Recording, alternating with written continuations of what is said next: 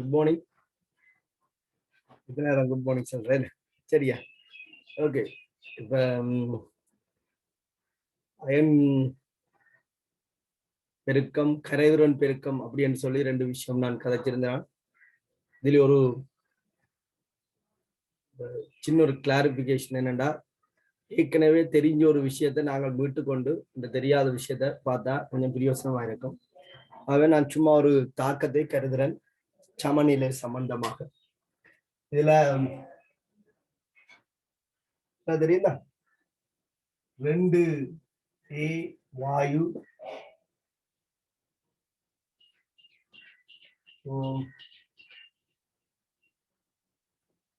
தாக்கி B என்ற ஒரு வாயுவை தோற்றுவிக்கிறது. 2A வாயு தாக்கி B என்ற ஒரு வாயுவை தோற்றுவிக்கிறது. இது ஒரு மீளுந்தாக்கம். ஆகவே இரட்டை அம்புக்குரிய நாங்கள் பயன்படுத்த வேணும். B பிரிந்து A தோற்றுவிக்கும். இந்த தாக்கத்தில ஆரம்பத்தில A மட்டும் கொண்டு இந்த சமநிலை பெறப்பட முயற்சிக்கப்பட்டால் இந்த செறிவுக்கும்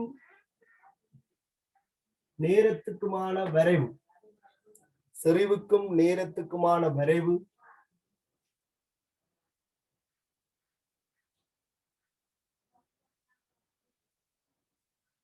செறிவுக்கும் நேரத்துக்குமான வரைவில் y-அச்சில செறிவையும் x-அச்சில நேரத்தையும் கொண்டு பார்த்தோமாக இருந்தால் இங்க A-னுடைய பீசமானம் 2, B-னுடைய பீசமானம் 1. A பிரிகிறதுல அரைவாசி மூல் B உருவாகும். A-ல ஒரு மூல் பிரிஞ்சால் B-ல 0.5 மூல் தான் உருவாகும். பீசமானம் 2:1. இதுல நான் 4 கோடு போட்டிருக்கேன். ஆரம்பத்துல விளைவு இல்லை. அப்ப B-னுடைய செறிவு 0, A-னுடைய செறிவு இந்த 4வது ஸ்டேஜ்ல ஒன்றே போட்டுட்டோம். தொடக்கத்துல இருந்து இந்த செறிவு, தொடக்கத்திலே இந்த செறிவு A நோட் என்று வச்சிருக்கோம். தொடக்க செறிவு A நோட். இப்ப நேரத்தோட A வந்து B உருவாக்குறதால A இந்த செறிவு குறையும், B இந்த செறிவு அதிகரிக்கும். அது எப்படி குறையும் எப்படி அதிகரிக்கும் என்று உங்களுக்கு தெரியும். இப்ப நான் சொல்றேன், நேரத்தோடு A இந்த செறிவு குறைஞ்சு குறைஞ்சு குறைஞ்சு குறைஞ்சு வந்து அது ஒரு கட்டத்துல ஒரு மாறாத செறிவுல காணப்படுது என்று வச்சுக்கோங்க. இந்த சந்தர்ப்பத்துல B இந்த செறிவு அதிகரித்து கொண்டு வந்து ஒரு மாறாத செறிவுல காணப்படும். சரி, இங்க A-ல 2 மடங்கு குறைய B-ல 1 மடங்கு தான் அதிகரிச்சுங்க. கீறும் போதே இதுகள் எல்லாத்தையும் கருத்துல கொண்டு கீறினால் இந்த தலையடி வராது. சும்மா ஏனோ தான் கிராஃப கீறதை விட சில விளங்கி கீறினோம்னா அந்த சிக்கல் வராது. A குறைகிற வீதத்துல B அதிகரிக்கிறவரை அரைவாசியாக இருக்கும். அப்ப A-ல 2 மூல் குறையும் என்றால் B-ல 1 மூல் தான் அதிகரிக்கும். அப்ப இதுக்கு பிறகு 2 பேர செறிவுகளும் மாறையில. சரி, இதுல நான் 3 நேரத்தை நோட் பண்றேன். இது ஒரு நேரம் T1 என்று வச்சுக்கொள்றேன். இந்த நேரத்தை T1 என்று குறிச்சு கொள்றேன். கிளியர் இல்லாம இருக்கு. சரியா? T1. இந்த நேரத்தை T ஈக்குவிலிபிரியம் டைம் என்பதால T பேலன்ஸ் போட்டுக்கொள்றேன். ஈக்குவிலிபிரியம். இதுல ஒரு நேரம் நோட் பண்ணிக்கொள்றேன், T3 என்று சொல்லி. இந்த 3 நேரம் குறிப்பிடப்பட்டிருக்கு. இந்த T ஈக்குவிலிபிரியம் டைமுக்கும் T3க்கும் இடையில சமநிலை இருக்கு. அதுக்குள்ள செறிவுகள் மாறாது. இந்த கலந்த நேரத்தில இருந்து T ஈக்குவிலிபிரியம் டைம் வரைக்கும் தாக்கின்ற செறிவு குறைகிறதையும் விளைவின்ற செறிவு அதிகரிப்பதையும் வரைவு காட்டும். சரிதானே? இந்த தாக்கத்திற்கு நாங்கள் தாக்க ஈவு எழுதுவதாக இருந்தால், தாக்க ஈவு இதைத்தான் நீங்கள் QC என்று சொல்றது. QC எழுதுவதாக இருந்தால் விளைவினுடைய செறிவு தாக்கியினுடைய செறிவு ஈசமானம் இந்த வலுவேற்றப்பட்ட பெருக்கு. இதுதான் தாக்க ஈவு. இந்த தாக்க ஈவு QC என்று அழைக்கப்படும். இது எப்ப எழுதப்படலாம் என்று சொன்னால் T= நோட்லயும் எழுதப்படலாம், இந்த T=1 எழுதப்படலாம், T= ஈக்குலிபிரியம் டைம்லயும் எழுதப்படலாம், T=3 எழுதப்படலாம். இந்த T= எழுதப்பட்டால் இங்க விளைவு இல்லை, தாக்கி இருக்கு. T=D1 எழுதப்பட்டால் விளைவின் சரிவு கொஞ்சம் குறைஞ்சிருக்கு, தாக்கின்ற சரிவு கூடி இருக்கு. அப்ப அதுக்கு ஒரு வருமானம் வரும். இதுல எழுதப்பட்டால் விளைவின் சரிவு இன்னும் குறைஞ்சிருக்கு, தாக்கின்ற சரிவு இன்னும் கூடி இருக்கு. அப்ப வேறொரு வருமானம் இருக்கு, அதாவது QC மாறும். இந்த T ஈக்குலிபிரியம் டைம்ல நீங்க போட்ட சரிவு தான் T3 என்ற டைம்லயும் இருக்க போகுது. ஆகவே T3ல QC பாத்தீங்கன்னு சொன்னால் இதுல உள்ள QCயும் இதுல உள்ள QCயும் சமனா இருக்கு.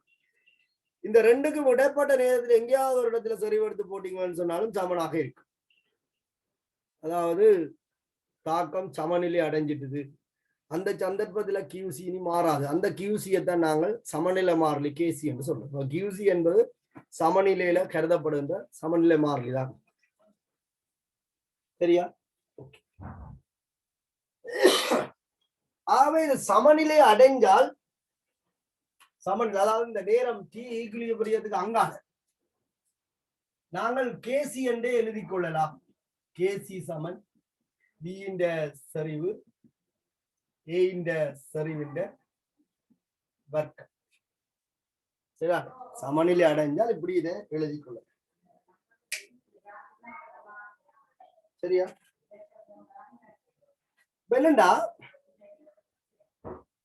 இந்த QC KC இந்த ரெண்டிலையும் நான் முதல் வகுப்புல சொன்னது போல KC மாறா வெப்பநிலையில குறித்த தாக்கத்துக்கு ஒரு மாறிலி, QC மாறக்கூடிய. இந்த T1 என்ற ஒரு நேரத்துல நாங்கள் QC கணிச்சமாக இருந்தால் விளைவின் சரிவு குறைவாகவும் தாக்கின்ற சரிவு அதிகமாகவும் இருக்கும். ஆகவே இந்த QC KC-யை விட சிறிதாக இருக்கு. பாருங்க இந்த படத்துல பாருங்க, KC-ல பார்க்கும்போது விளைவின் சரிவு இது, இது தாக்கின்ற சரிவு இது. ஆனா QC T1 பார்க்கும்போது தாக்கின்ற சரிவு இது, விளைவின் சரிவு இது குறைவு. அப்ப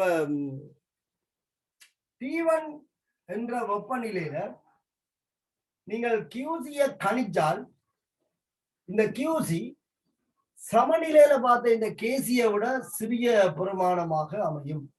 சமநிலையில பார்த்த KC-யை விட சிறிய பெருமானமாக அமையும். இதை நாங்கள் விளங்கப்படுத்துவதற்காக நான் ஒரு அச்சில காட்ட விரும்புகிறேன். ஒரு அச்சில காட்டும். QC இது QC, தாக்கத்தினுடைய KC பெரிது. KC பெரிது. ஒரு மீளுந்தாக்க தொகுதியில, மூடிய மீளுந்தாக்க தொகுதி, மாறா வெப்பநிலையில் மூடிய மீளுந்தாக்க தொகுதி சமநிலை அடையும். சரியா? தொகுதி ஒன்று சமநிலை அடைய வேணும் என்றால் சில நிபந்தனைகள் இருக்கு. அதுல மூடிய தொகுதியா இருக்கணும், மீளுந்தாக்க தொகுதியா இருக்கணும், மாறா வெப்பநிலையாக இருக்கும். அப்ப நாங்கள் சொல்லும் போது சொல்லிக் கொள்ளலாம், மாறா வெப்பநிலையில் மூடிய மீளுந்தாக்க தொகுதி. இங்க தாக்க ஈவு ஏதோ ஒரு சந்தர்ப்பத்தில KC-யாக மாறும் அல்லது மாறிலியாக இருக்கும். அப்ப KC-யும் QC-யும் சமனாக வாரதுக்கான முயற்சி நடந்து கொண்டே இருக்கு. சரிதான்? அப்ப நாங்கள் இந்த T1 என்ற வெப்பநிலையில QC-யை பார்க்கும்போது அது KC-யை விட சிறிதாக இருப்பதை உணரலாம். அது நீங்க ரசாயன சமன்ல படிச்சிருக்கீங்க. KC காணும்போது இந்த சரிவுகளை தான் பயன்படுத்துவீங்க. QC காணைகள்ல இந்த T1ல இதுண்ட சரிவையும் பயன்படுத்துவீங்க. ஆகவே உங்களுக்கு தெரியும் QC சின்னனாக இருக்கு. அப்ப நான் கேட்டேன், நான் இல்லைன்னா யார் இதுல மாறும் யார் மாறாதுன்னு சொல்லி. மாறா வெப்பநிலையில சமநிலை மாறலி மாறாது, கியூசி மாறும். ஒரு தாக்க தொகுதியில கேசியும் கியூசியும் சமனாகும் வரைக்கும் இயக்கம் நடந்து கொண்டிருக்கும். விளைவாக இயக்கம் நடந்து கொண்டிருக்கும். சமனா வந்தா அப்புறம் இயங்கி கொண்டிருக்கும், சம வீதத்துல இயங்கும். அதாவது சமநிலை தாக்கம் நகரும் சொல்ல. அப்ப இந்த நான் சொல்றேன் இந்த வசனத்தை, கேசியும் கியூசியும் சமனாகும் வரை சமநிலை தானம் நகரும் என்று சொல்வது பொருத்தப்பாடாது. சமநிலை அடைஞ்ச அப்புறம் இயக்கம் நடந்து கொண்டால் இருக்கு. அதாவது நாங்கள் இயக்க சமநிலைன்னு சொல்றோம். அங்க முத்தாக்க வீதமும் பித்தாக்க வீதமும் சமனாய். அப்ப இங்க சமநிலை தானம் நகரும். கேசி கியூசிக்கு சமனாகும் வரைக்கும் சமநிலை தானம் நகரும். அப்ப கேசி குறைஞ்சு சமனா வருமா, கியூசி அதிகரிச்சு சமனா வருமானதான் இப்ப எங்கட தேவை. கேசி மாறாது. அப்ப என்ன செய்யணும், கியூசி தான் அதிகரிக்கும். கியூசி அதிகரிக்கப்பட வேணும் என்று சொன்னால் விளைவின்ற சரிவு அதிகரிக்கப்பட வேணும், தாக்கின்ற சரிவு குறைய வேணும். ஆகவே சமநிலை வலதுபுறம் நகரும். விளைவின் சரிவை அதிகரிக்கும் முகமாகவும் தாக்கியின் சரிவை குறைக்கும் முகமாகவும் சமநிலை வலதுபுறம் நகரும். அதாவது முன்னோக்கி நகரும். எதுவரைக்கும் நகரும்? சமநிலை தானம் கேசியும் கியூசியும் சமனாகும் வரை ஒரு திசையில் நகரும். சமனான பிறகு சம வீதத்துல தாக்கம் நடந்து கொண்டிருக்கும். அப்ப முத்தாக்க வீதம் இங்க கொஞ்சம் பெரிதாக இருக்கும். அவ குறிப்பிட்ட நேரத்திற்கு பின்னர் தாக்கம் என்ன செய்யும் சொன்னால் சமநிலைக்கு வரும். அந்த சந்தர்ப்பத்தில் நீங்கள் சொன்ன கியூசியும் கேசியும் சமனாகிடும். கியூசியும் கேசியும் சமனாகி. சரியா? இது ஒரு சந்தர்ப்பம். அப்ப இங்க கியூசி அதிகரிக்க வேணும். கியூசி அதிகரிக்க வேணும்னா பி இந்த சரிவு கூடணும், ஏ இந்த சரிவு குறையவும். அப்ப சமநிலை முன்னோக்கி நகரும். இப்ப டி ஈக்குலிபிரியம் டைம்ல பார்த்தோம்னு சொன்னா கியூசி கேசிக்கு சமன். ஆகவே சமநிலை. அப்ப விளைவாக இந்த திசையிலையும் சமநிலை தான நகரம். இங்கால ஒரு டைம் பார்த்தா இதுலயும் சமனா இருக்குமே. இந்த பெருமானம் தான் இதுலயும் போட போறோம். இதுலயும் சரி. இப்ப நான் T3 என்ற ஒரு வெப்பநிலையில இதுக்குள்ள கொஞ்சம் ஏ பிஏ சேர்க்கிறேன், கொஞ்சம் பிஏ அந்த தொகுதிக்குள்ள சேர்க்கிறேன், மேலதிகமாக சேர்க்கிறேன். சேர்த்தா என்ன நடக்கும்? பியின் சரிவு சடுதியாக அதிகரிக்கும். பியின் சரிவு சடுதியாக அதிகரிக்கும். அப்ப இப்ப நான் சமநிலை விதியை பிரயோகிக்கலாமோ, கேசி பயன்படுத்தலாமோ? இல்லையே. இது சமநிலை ஒன்று தெரியாது, மேலதிகமாக சேர்த்திருக்கும். அப்ப இங்க நாங்கள் கொஞ்சம் பிஏ மேலதிகமாக சேர்த்தால் சடுனா பியின் சரிவு கூடும், ஏயின் சரிவு மாறாமல் இருக்கும். அப்ப கியூசி கேசியை விட அதிகரிக்கும். பியின் சரிவுகள் ஏயின் சரிவு இருந்தது. இப்ப பியின் சரிவோட இன்னொன்ற கூட்டினா பிறகு வாரதான் கியூசி. அப்ப சடுனா T3 என்ற ஒரு நேரத்துல பியின் சரிவை அதிகரிக்கிற. எப்படி அதிகரிக்கலாம்? வெளியில இருந்து கொஞ்சம் மூளை சேர்க்கலாம். பிஐ சேர்க்க, வெளியில இருந்து கொஞ்சம் பிஐ சேர்க்க. வெளியில இருந்து கொஞ்சம் பிஐ சேர்ப்பதன் மூலம் நாங்கள் என்ன செய்யலாம்னு சொன்னால் பியின் சரிவை அதிகரிக்கலாம். இப்ப சடுனா பியின் சரிவு அதிகரிச்சதால விளைவின் சரிவு அதிகரிச்சிருக்கு, தாக்கின்ற சரிவு மாறையில் அந்த கணத்துல. அப்ப கியூசி அதிகரிக்கும். அப்ப கியூசி அதிகரிக்கும். இந்த சந்தர்ப்பத்துல கியூசி பெரிதாக இருக்கும். கேசி மாறா வெப்பநிலையில மூடிய மீளுந்தாக்க தொகுதியில அப்படி இருக்கலாம். கேசியும் கியூசியும் சமனாக கூடியவாறு சமநிலை தானம் நகரும். அவ இப்படி இருக்கலாம். இதையும் நாங்கள் இதயொத்த ஒரு படத்துல கருதினால் அதே தொகுதி என்பதால நான் கேசி இந்த பெருமானத்தை அதே இடத்துல வச்சிருக்க முயற்சிக்கிறேன். இந்த கிடைமட்டத்திலேயே வச்சிருக்கேன். சரியா?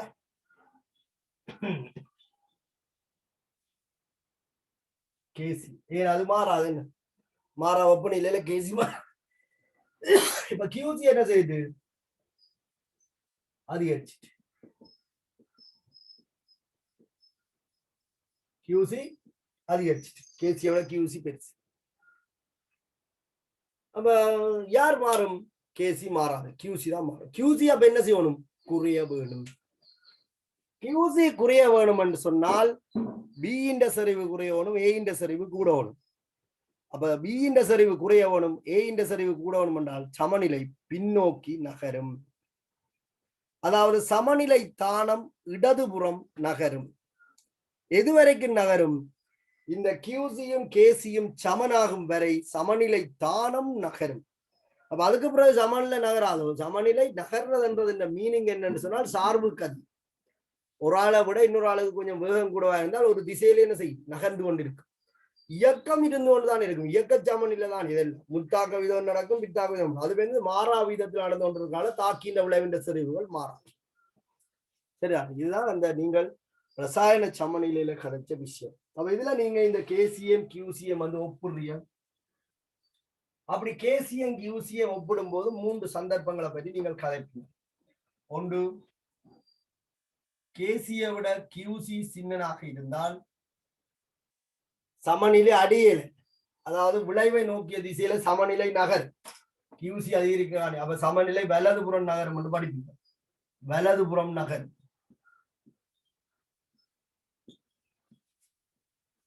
வலதுபுறம் நகர். QC KCக்கு சமனாக இருந்தால் சமநிலை. QC பெரிதாக இருந்து KC சிறிதாக இருந்தால் சமநிலை இடதுபுறம் நகரும். இடதுபுறம் நகரும். சரியா? இந்த முடிவுகளை நீங்கள் சொல்லி இருப்பீர்கள் இந்த 3 பேரை ஒப்பிட்டு. அப்ப எந்த ஒரு மூடிய மீளுந்தாக்க ரசாயன தொகுதியும் மாறா வெப்பநிலையில தொடர்ந்து பேணப்பட்டால் அது ஏதோ ஒரு திசையில தன்னை நகர்த்தி இந்த கேசியும் QCயும் சமனாகவே இருக்கும்.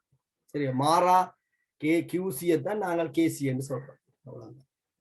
எப்ப மாறாமல் QC இருக்குமென்னு சொன்னால் மாறா வெப்பநிலையில சமநிலை அடைஞ்ச பிறகு சரிவுகள் மாறாத மாறும். சரியா? இதே விஷயத்தை தான் நான் மோர்னிங்கும் கதைக்கிறேன். இப்ப சமநிலை எங்க நகரும் எங்க நகராது என்பதை கேசியும் QCயும் தான் தீர்மானம். இதைத்தான் நீங்க லட்சட்டலியரின் தத்துவம் என்று படிச்சிருப்பீங்க. லட்சட்டலியரின் தத்துவம் என்று என்ன படிச்சீங்க?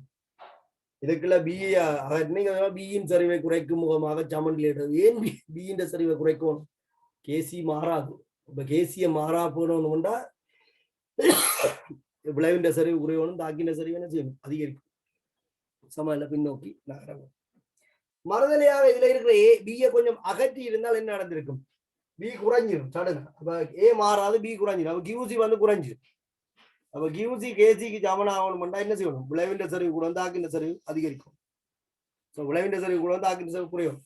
அப்ப சமநிலை வலதுபுறம் நகரும். இதைத்தான் லட்சட்டலியரின் தத்துவம் என்று நாங்கள் கதைக்கிறோம். முந்தி நாங்கள் பண்பறு ரீதியாக சமநிலை எந்த திசையில நகரும் என்று சொன்னால் போதுமாக இருந்தது. ஆனால் இது இப்ப அளவறு ரீதியாக நியாயப்படுத்த வேண்டிய தேவை இருக்குது. இதை விட இது பெருசாக இருக்கிறதால இதுவரைக்கும் சமநிலை என்ன செய்யும்? நகரும். சரி, அந்த சமநிலை தானம் நகரும் சொல்லி தெளிவாக குறிப்பிடப்பட்டிருக்கு.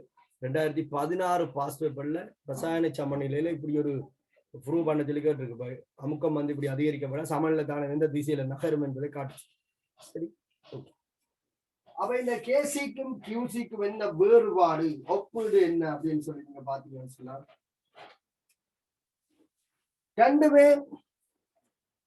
ரெண்டுமே மீளுந்தாக்க தொகுதிக்கு நீங்க பயன்படுத்தக்கூடியதாக இருந்தாலும் ஒருவரை எந்த நேரத்திலையும் பயன்படுத்திக் கொள்ளலாம். QCயை KC சமநிலையில மட்டும்தான் பயன்படுத்தப்படும். சமநிலையில கணிக்கிற QC KCக்கு என்னவா இருக்கும்? சமனாக இருக்கும். சமநிலையில கணிக்கிற QC KCக்கு சமனாக இருக்கும். சரியா? சமநிலை ஒரு திசையில நகர்ந்தால் QC மாறிக்கொண்டிருக்கும். இதுல வலதுபுறம் சமநிலை நகர்னால இந்த ஏரியாவுக்கு இடையில நீங்கள் பார்த்தா QC குறைஞ்சு கொண்டிருக்கு. இதுல சரிவை கூட்டி விட்டீங்கன்னா QC அதிகரிச்சு திருப்பி குறைஞ்சு கொண்டிருக்கு. அப்ப இதெல்லாம் QC வேலை மாறுறது வந்து QC தான். QC மாறுது, மாறா வெப்பநிலையில மாறும். கேசி சமநிலையில் மாத்திரம் பயன்படுத்தப்படக்கூடியது. மாறா வெப்பநிலையில் ஒரு மாறாத பிரமாணத்தை கொண்டிருக்கும் குறித்த ஒரு தாக்கத்திற்கு சமநிலையில கணிக்கப்படுகிற கியூசி கேசிக்கு சமனாக இருக்கும். சரியா? ஓகே. இந்த விஷயத்தை நாங்கள் ஒரு நோட் பண்ணி கொண்டு அடுத்த விஷயத்தை பார்த்து கொள்ளலாம்.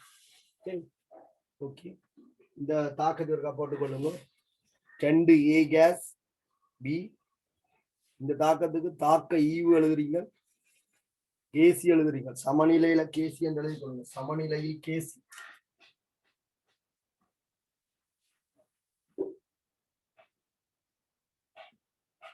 சமநிலையில் கேசி. இது இந்த தாக்கத்துக்குரிய தாக்க ஈவு. தாக்கத்திற்கு தாக்க ஈவு.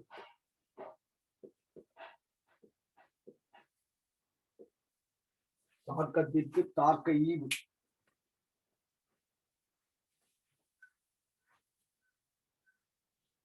இந்த ரெண்டையும் எழுதி கொள்ளுங்க. தாக்க ஈவுக்குரிய கோவையில் சமநிலையில் கேசிக்குரிய கோவை எவ்வளவு? ரெண்டு ஒரே மாதிரி தான் இருக்கும். பிரதியிட போற வருமானம் தான் வித்தியாசப்படும்.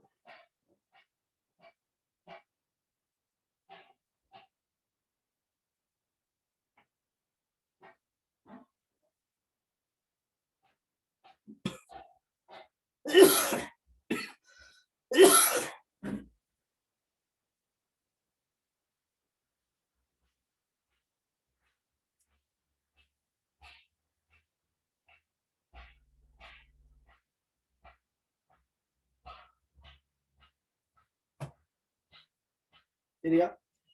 அட்டவணை போட்டுக்கொள்ளுங்க. இதை ஒன்றும் எழுத வேண்டாம், அட்டவணையை போட்டுக்கொள்ளுங்க.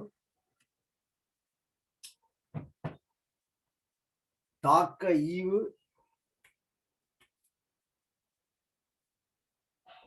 முதலாவது குலத்துல தாக்க ஈவு QC.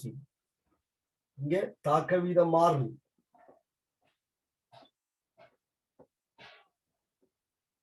KC. QCக்கும் KCக்கும் இடையிலான ஒப்பீடு.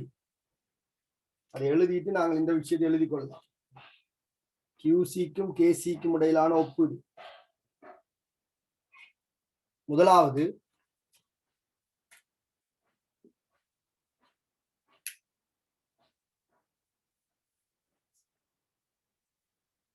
தாக்கத்தின் எந்த ஒரு நேரத்திற்கும், அண்டர்லைன் பண்ணி வைத்துக் கொள்ளும், தாக்கத்தின் எந்த ஒரு நேரத்திற்கும்,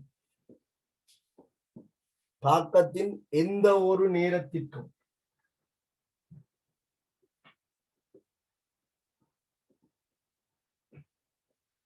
தாக்கத்தின் எந்த ஒரு நேரத்திற்கும் பயன்படுத்தப்படக்கூடியது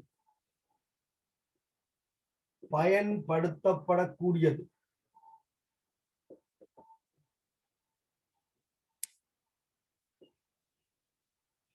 எந்த ஒரு நேரத்திற்கும் பயன்படுத்தப்படக்கூடியது. அங்கால கேசி எழுதி கொள்ளுங்க. கேசிக்க சமநிலையில் மட்டும் பயன்படுத்தப்படக்கூடியது அல்லது சமநிலையில் மட்டும் பயன்படுத்தப்பட வேண்டும். சமநிலையில் மட்டும் பயன்படுத்தப்பட வேண்டும். சமநிலையில் மட்டும் பயன்படுத்தப்பட வேண்டும்.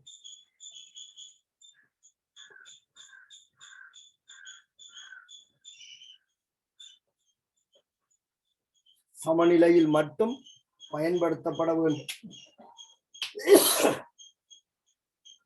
இரண்டாவது விஷயம்,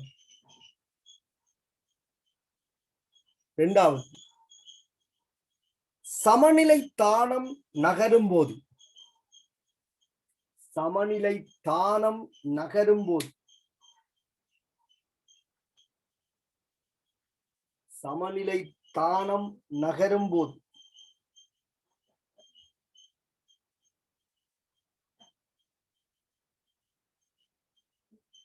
சமநிலை தானம் நகரும் போது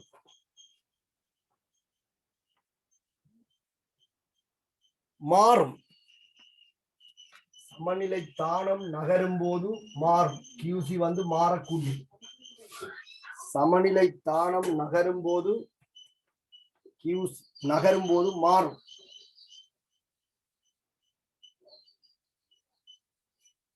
சமநிலை தானம் நகரும் போது மாறும். அதனால கேசி கேள்வி கொள்ளும். கேசிக்கு சமநிலையில் சமநிலையில் சமநிலையில்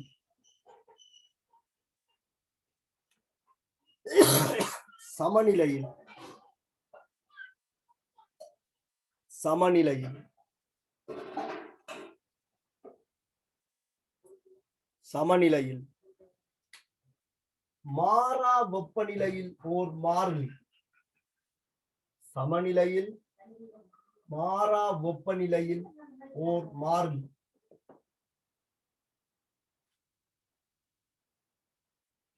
சமநிலையில் மாறா வெப்பநிலையில் ஓர் மாறிலி.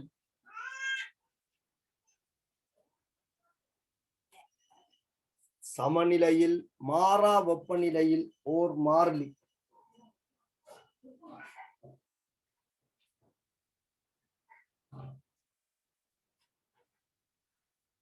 சரியா? அடுத்த மூன்றாவது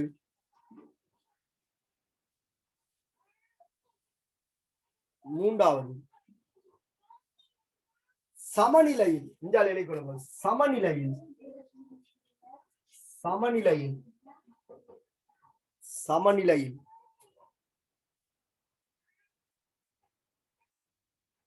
QC சமன் KC. சமநிலையில கணிக்கப்படுகின்ற QC வந்து KCக்கு சமனாக இருக்கு. சமநிலையில் QC சமன் KC.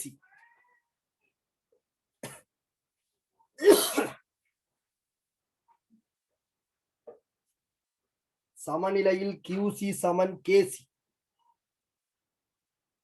அங்கால இதே விஷயம்தான். சமநிலையில கணிக்கப்படுகின்ற QC-யை நாங்கள் KC-யாக அடையாளப்படுத்திக் கொள்ளலாம். அங்கால சமநிலை மாறிலி எழுதிக் கொள்ளுங்க.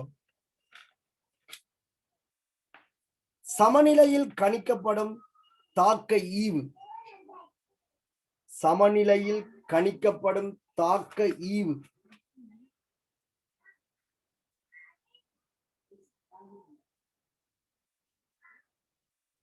சமநிலையில் கணிக்கப்படும் தாக்க ஈவு சமநிலை மாறிலி KC ஆகும். சமநிலையில் கணிக்கப்படும் தாக்க ஈவு சமநிலை மாறிலி KC ஆகும்.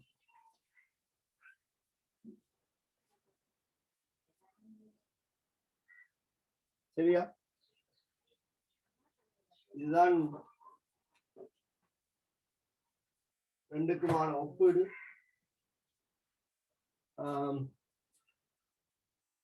இந்த வரவே முருகா நீங்கள் பக்கத்துல எங்கேயாவது சின்னதா போட்டுக்கொள்ளுங்க. போடும்போது கவனிங்க, இந்த வீசமானத கருத்துல வந்து படத்தை போடுங்க.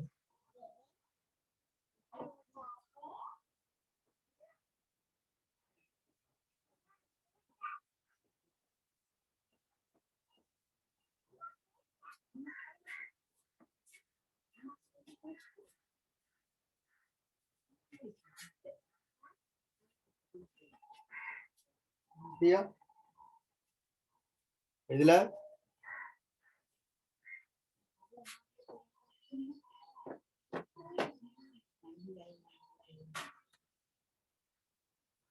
கிராஃப போட்டுக்கொள்ளுங்க. அந்த ஒப்பீட்டுகள் எழுதுங்க. மேற்குறித்த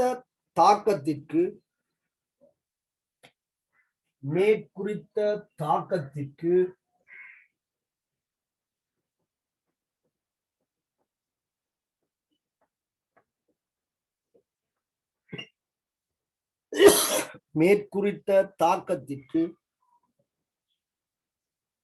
மாறா வெப்பநிலை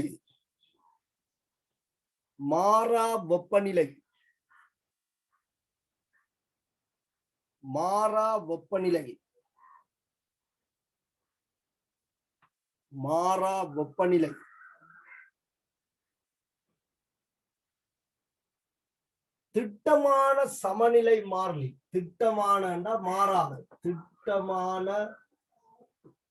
சமநிலை மாறிலி பெருமானம் திட்டமான சமநிலை மாறிலி பெருமானம் கேசி காணப்படும். கேசி காணப்படும். மேற்குறித்த தாக்கத்திற்கு மாறா வெப்பநிலையில் திட்டமான சமநிலை மாறிலி பெருமானம் கேசி காணப்படும்.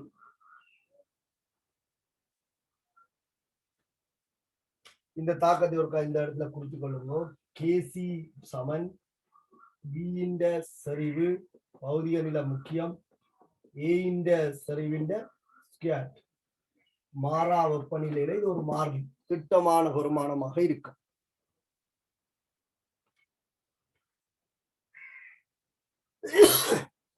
நாங்கள் QC எழுதினால் அதுவும் B சரிவு கீழ் A சரிவின் ஸ்கொயராக இருக்கும்.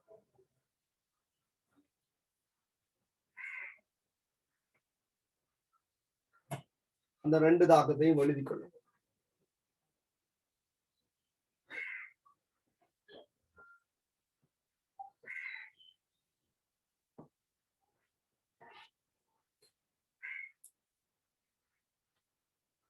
இதுல T0, T1, T equilibrium, T3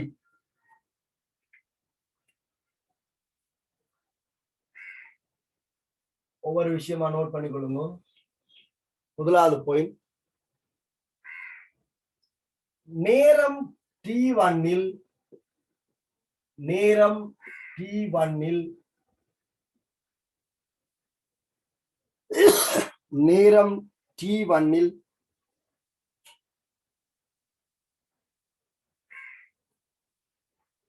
QC பயன்படுத்தப்பட முடியும். நேரம் T1 QC பயன்படுத்தப்பட முடியும். QC பயன்படுத்தப்பட முடியும்.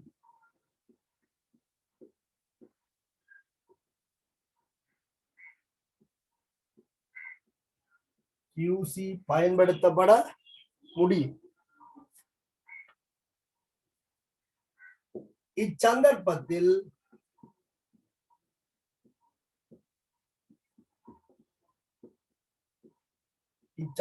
நான் இந்த தாக்கத்தை தான் குறிப்பிடுறேன். இச்சந்தர்ப்பத்தில் இங்க பாருங்க, A சரிவு பெரிதாகவும் B சரிவு சிறிதாகவும் இருக்கு சமநிலை சரிவுகளை விட. அப்ப இதுல கேசி கணிக்க நீங்கள் சமநிலை சரிவு தான் பாவிச்சிருப்பீங்க. அப்ப இப்ப QC கணிக்கல B சரிவு சின்னனா இருக்கு, சமநிலை சரிவு A சரிவு கூட இருக்கு. அப்ப QC என்ன செய்யும்? கேசியை விட சின்னனாவே. அதுதான் அந்த ரெண்டு தாக்கம் குறிப்பிட்டு. மேற்குறித்த தாக்கத்திற்கு மாறா வெப்பநிலையில் நேரம் T1 QC பயன்படுத்தப்பட முடியும். இச்சந்தர்ப்பத்தில் QC சிறிது கேசி ஆக காணப்படும்.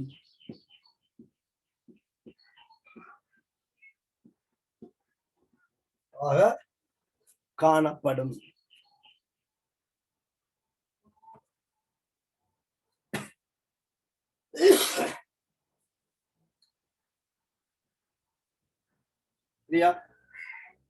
இந்த படத்தை ஒருக்கா போட்டுக்கொள்ளுங்க. நீங்க ஒரு 3 ரூல்ல கேசி எழுதினா இதை 2 ரூல்ல எழுதுங்க. இங்கேயும் கேசியம் 3 ரூல்ல எழுதுங்க, இங்கேயும் 3 ரூல், எல்லாத்துலயும் கேசியம் 3 ரூல்ல எழுதுங்க. இவர் 2 ரூல்ல இருந்தா அடுத்த முறை வேற 3 ரூலுக்கு 4 ரூலுக்கு ஏற்றி விடுங்க. இப்ப முதல் இதை மட்டும் எழுதுங்க. இந்த சந்தர்ப்பத்தில் T1 கேசியோட QC சின்ன, இதை நாங்கள் ஒரு அச்சில விளங்கினா சுகமங்களுக்கு கேசி பெரிதா இருக்கு, QC சின்னனா இருக்கு. அப்ப இந்த QC என்ன செய்யணும்? அதிகரித்து கேசிக்கு சமனா வரணும் என்றால் QC அதிகரிக்கணும். B சரிவு கூடணும், A சரிவு குறையணும். அப்ப சமநிலையில B சரிவு கூடணும், A சரிவு குறையணும்னா சமநிலை என்ன செய்யணும்? வலது புறம் நகரணும். அப்ப எப்படி நாங்கள் சமநிலை என்ற நகர்வை கண்டுபிடிக்கலாம்? அப்படி நகர்ந்து கேசி அதே 3 ரூல்ல இருக்க QC 3 ரூலுக்கு சமனா வரும்.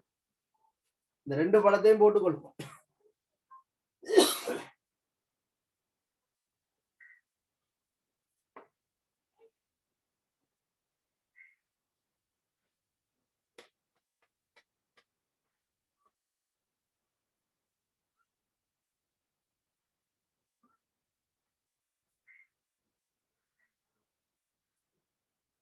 இதான் மாறுது அவ்வளவு.